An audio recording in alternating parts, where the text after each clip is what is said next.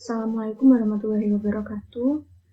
Perkenalkan, nama saya Fajarin Wulandari dari Offering A2B dengan NIM 230121605951. Di sini untuk memenuhi tugas dari mata kuliah Manajemen Sistem Informasi, saya akan mereview sebuah buku dengan judul Visuals in Learning Design karya dari Roy Skimons dan Spencer Yamada. Di sini alasan kenapa saya memilih buku ini untuk saya review adalah yang pertama, saya tertarik dengan dunia desain, lalu saya juga ingin tahu mengapa penulis membuat buku ini. Yang pertama, di sini penulis menyatakan kalau banyak dari kita yang terlibat dalam desain pembelajaran harus memanfaatkan berbagai keterampilan yang dikembangkan di berbagai komunitas profesional untuk melakukan yang terbaik bagi peserta didik kita. Jika penulis membangun sebuah modul dalam sistem manajemen pembelajaran, penulis harus tahu bagaimana menyusun dan menyampaikan konten dengan cara pedagogi suara, sementara juga menggunakan gambar dan grafik dengan cara yang mendukung tujuan pembelajaran, juga memastikan setiap pengalaman siswa dalam modul mulus dari awal sampai akhir. Ini berarti bahwa untuk merancang sebuah pembelajaran yang efektif, kita sebagai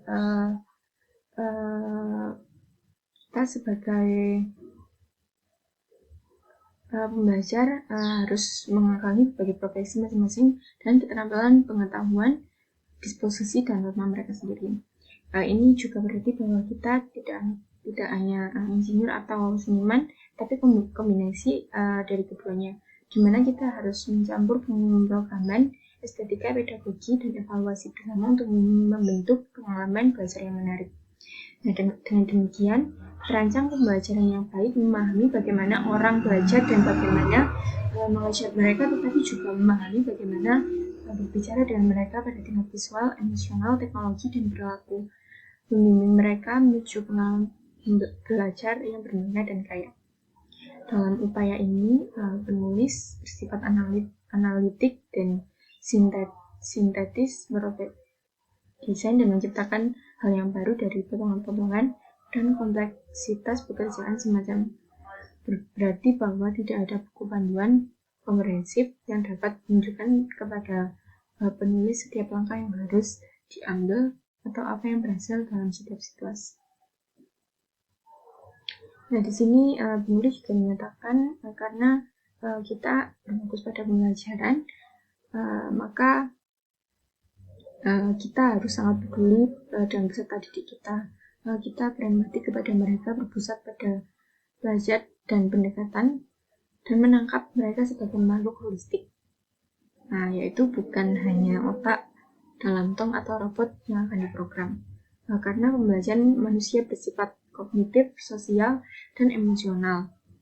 Jadi penulis di sini menyatakan untuk menggunakan strategi desain dan terlibat dalam praktik yang menghormati peserta didik. Selain itu, penulis juga menyatakan kalau penulis juga berinteraksi dengan mereka melalui desain dan praktik data dengan cara etis, inklusif, dan aman, menghindari pendekatan yang tidak manusiawi. Buku ini mencoba untuk menyoroti beberapa praktik inti dan disposisi desain pembelajaran visual, dan juga menyediakan berbagai sumber daya bagi peserta didik untuk menggali lebih dalam terkait topik, yaitu desain. Dalam buku ini bab disusun menjadi 3 bagian. Yang pertama ada prinsip yang akan membahas isu-isu teoritis yang berkaitan dengan desain visual. Yang kedua ada praktik yang akan memberikan panduan konkret tentang apa yang harus dilakukan, dan proyek yang akan membantu pelajar melalui kegiatan perancang untuk meningkatkan keterampilan desain. Mungkin itu saja yang saya sampaikan. Apabila ada kesalahan, mohon maaf. Assalamualaikum warahmatullahi wabarakatuh.